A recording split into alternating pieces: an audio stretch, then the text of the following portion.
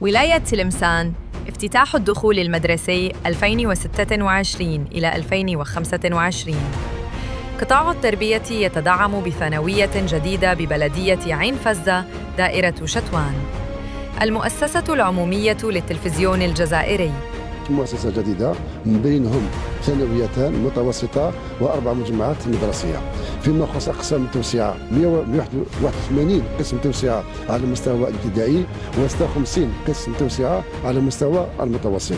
فيما يخص الإطعام استلام في هذا الدخول إلى غاية نهاية السنة 34 مطعم مدرسي، إلى إضافة إلى بعض نسب داخليات على المستوى المتوسط والثانوي. كنا نديبلاسيو، كنا نوضوا بكري باش نطلعوا نقراو في ثانوية مراسل. هذا العام الحمد لله راهم داروا لنا ليسي هنا جديد وليسي شباب الله يبارك. ان شاء الله يكون عام دراسي مليح.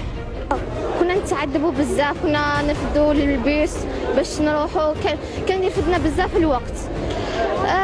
ثاني على جال هذه نبغي نشكر كامل اللي ساهموا في بنائها من ايادي. كنا نخافوا على اولادنا، كانوا سورتو في الشتاء على الخمسه كاين الظلام والنقل قليل، كنا نخافوا عليهم. الحمد لله اليوم راهم في المقر نتاعنا، الحمد لله على هذا الانجاز. هياكل تربويه جديده تستجيب لكل الشروط والمواصفات، من شانها رفع جوده وكفاءه التحصيل العلمي لابنائنا التلاميذ.